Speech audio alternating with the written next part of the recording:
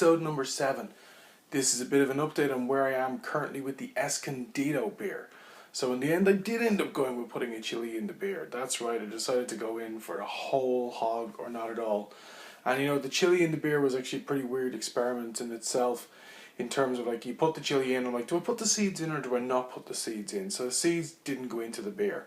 So it was literally just the fruit of the chili. But even when you put it into the kettle in the first instance, she was like, wow, it's so pungent. So what I wanted to do was, I wanted to talk about my learning experience just from doing the fundamentals of that, in terms of putting the worts together to going up to pitching the yeast. Because there's a couple of really cool learning things with this as well. Just to sort of explain the background about how this beer got put together, in terms of like the mechanics of the motions of going through getting the wort prepped and everything else.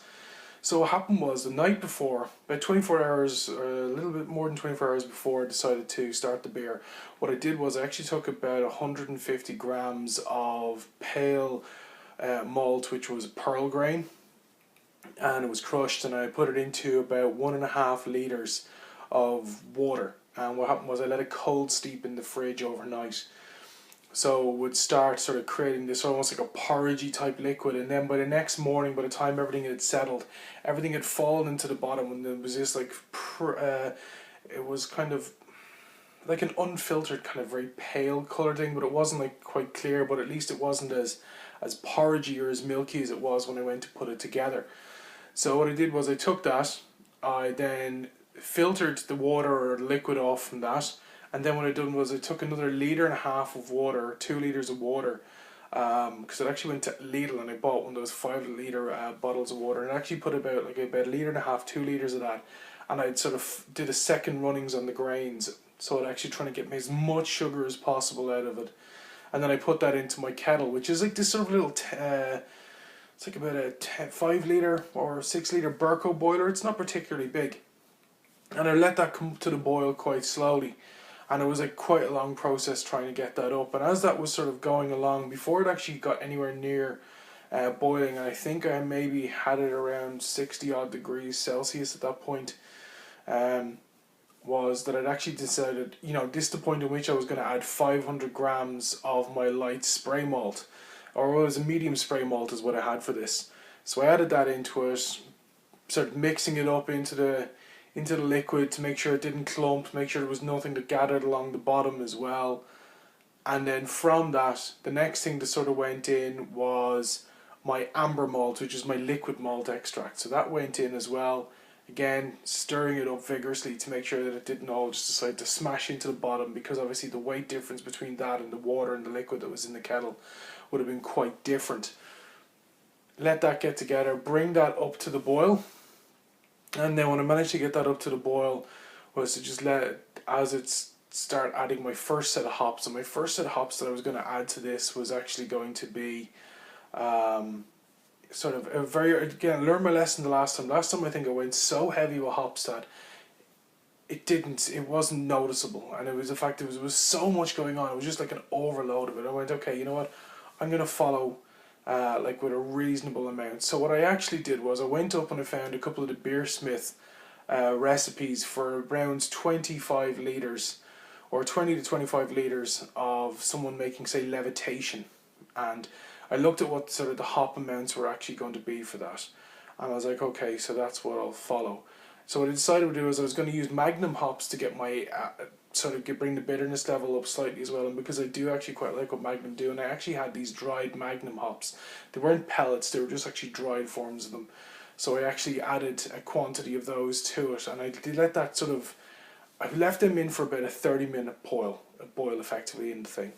And that was fine. And about 10 minutes into that process, what I decided to do is added another small amount, which is roughly I think about 2 ounces of Amarillo hops. And they actually went in there. And then the two of them got to go together for a combined total of about half an hour. So the Amarillo got about 20 minutes, the Magnum got about 30 minutes. And at the end of that process, I actually then sort of let it come off the boil, killed all the heat altogether for it, in terms of any direct heat coming in out of the element in the bottom of the Burco. And what I did was then I just dropped in my Falconer's Flight, and there was a very small amount of Falconer's Flight that went in there. And before this process actually happened, I actually had the chili already in there too. So as the point of which I was actually got it up to the boil, I actually had the chili, which was chopped in half and de-seeded, and it was thrown all the way in, and man, it was incredible. So it was a really, really big aroma flavour coming about of it. The next stage after that was, after I let sort of the wort come down a little bit in terms of like that liquid that was in it, letting that come down. I think I'd let it come down as far as like maybe, I think possibly it was about 70 degrees or so. I actually then took my can of like my Cooper's sparkling ale, so the kit beer itself, like without the yeast, and I actually then dropped that into the kettle, stirred it around to try and get it as much as possible out. And then after that point, what I actually had to do was I had to try and then strain the whole thing off into my my bucket, my fermentation bucket.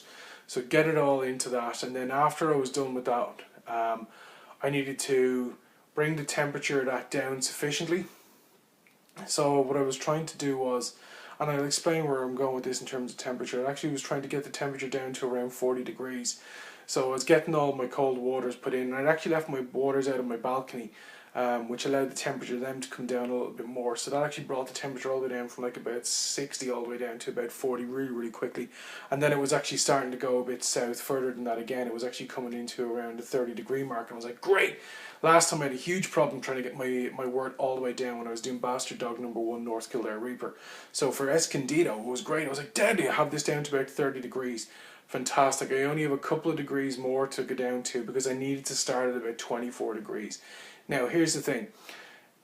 Some of the other yeast that I've looked at using, like say White Labs WLP001, or if I'm thinking about my Pacific Ale yeast that I have, which I'm going to be using for Pacific Bloom, they have an operational temperature range of about 18 degrees centigrade to 18 degrees Celsius to 21 degrees Celsius. At the moment in Ireland, we've got this, like, it's a bit of a heat wave going on. At the moment it's overcast, but it's still quite warm. It's in between about 18 and 21 degrees, maybe a little bit over than that in some cases as well. And the problem that I had was, I was like, we were at a point where the temperature was actually quite high. We were getting 24 degrees at one point. And the yeast that I had, I'd chosen it for a beer I wanted to do during the summer because I knew we were told we were going to have some pretty warm weather. So I went for this California V Ale yeast, which the point of it is, it's brilliant for things like American amber style ales, and considering this was an American amber-ish style ale that I was doing, this was going to be perfect for that kind of style as well. And again, for a beer that I'd figured was going to be sort of medium to high gravity, it would actually suit it particularly well. And the fact that I wanted to try and get as much fruit out of it as possible, this yeast was actually supposed to be pretty good at getting fruitiness going, and to actually get it to be quite clear, has a decent level of flocation, and it also has a decent level in just trying to get the beer cleared out as well, which I think is actually pretty cool. And it also, like, it has a reasonable-ish attenuation. I think it's somewhere between 70 and 75%. Some people's comments on using this particular yeast, some of them had said, hey, it's a little bit temperamental to get used to, but it's really, really good in terms of the results that it actually gives. So I thought, okay, difficult yeast on top of like a convoluted initial process of trying to put together all the dry fermentables and the wet fermentables to get it, to create a wort for me to actually be able to pitch yeast to. This sounds like a bit of a challenge, and be a bit kind of fun as well. So again, in for a penny, in for a pound, that's what I do. So I chose the yeast, which was WLP0051, and pitching the yeast in, like, I'd never worked with a fresh yeast before. The last yeast that I used was actually a dry yeast. So working with like a liquid yeast was a real difference. So I took it out at least about 6 hours before I was due to start, because that's the instructions. You take it out of the fridge at least 6 hours before you're meant to use it. So it starts to sort of wake itself up a little bit and get to the point where it's at least at room temperature, so it's sort of semi-awake. And temperature, I was waiting for the temperature to hit about 24 degrees for it to start, because apparently they said with this yeast is that if you can do a fair bit of the fermentation towards the upper end of its operational scale, so 24 degrees is at the upper end of the operational scale, what happens is it tends to bring in an awful lot more fruity esters. And given the type of flavour profile that I was trying to achieve with this, and I was okay, I want to have a fair bit of fruit in there, but I also don't want it to be too boozy. I don't want to end up at the point where I have an awful lot of fusels. And fusels are where you get sort of those very, very sort of heavy alcohol flavors, but it's like a sort of, it's the wrong kind of alcohol that you want. I was trying to see if I could get as much of that without hitting those fuses, because I think with the last beer I'd actually gotten it to be quite astringent in some cases. Even though I like it, like there's a bit of astringency, like when it's when you initially have it, that it disappears once you let it sort of come up to room temperature and you let it live and breathe. And I really didn't want that to happen with this one.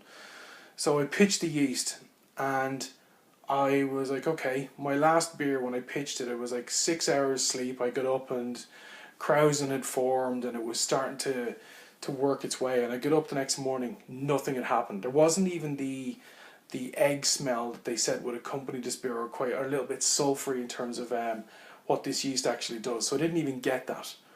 And 36 hours rolls by, still didn't have anything. I had come home from work a day or so ago, and apparently then about 5 o'clock that evening, the yeast had actually just decided to explode into life, and wake up and start to do its thing. And then it started bubbling up through the airlock, and so the airlock was starting to have loads of krausen in it and everything else. It had blown the cap off the top.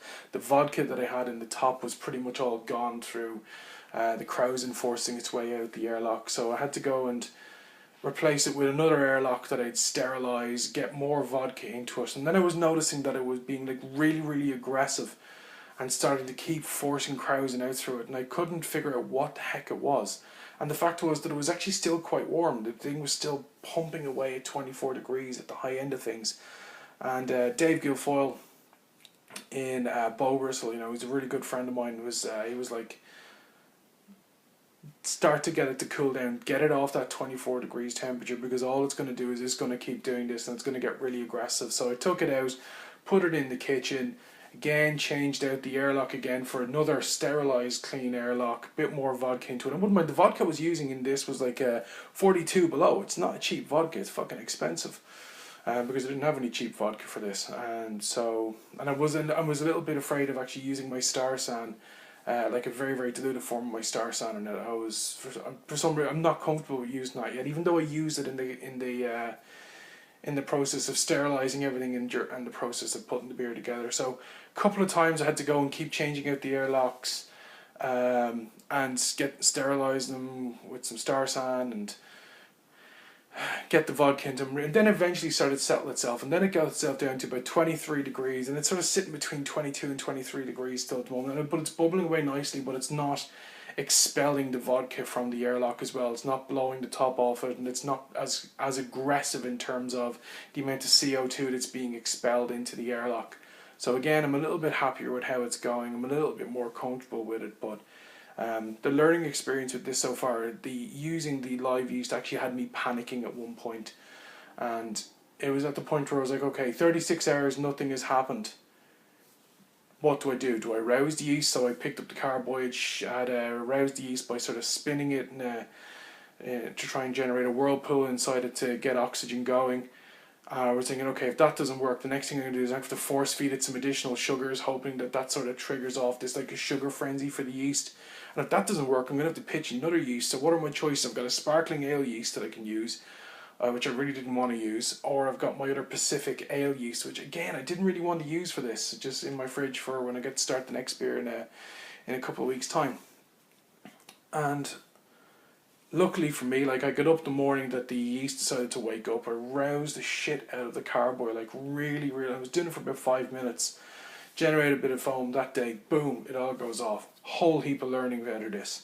So the one thing I'd say from that is, if you've never used live yeast before and you're going to go and use it, is make sure you rouse it and aerate it properly, and don't panic. Just keep an eye on it, don't panic, make sure your temperatures are where they're supposed to be. If it's too warm, start cooling it down just a teeny bit and see if that wakes the yeast up as well.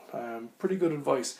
So the next thing is just next couple of days, keep an eye on it, see how it goes, see out that primary fermentation, then figure out how to get it into a corny keg, which is going to be the next learning experience, and then to start the dry hopping process, which is going to be using a little bit of Faulkner's Flight, and in very, very small amounts, continuously dry hopping. So thanks for checking out this episode. If you like it, make sure to rate it thumbs up, leave a comment down below, and you can subscribe on Twitter to @BastardDogBeer.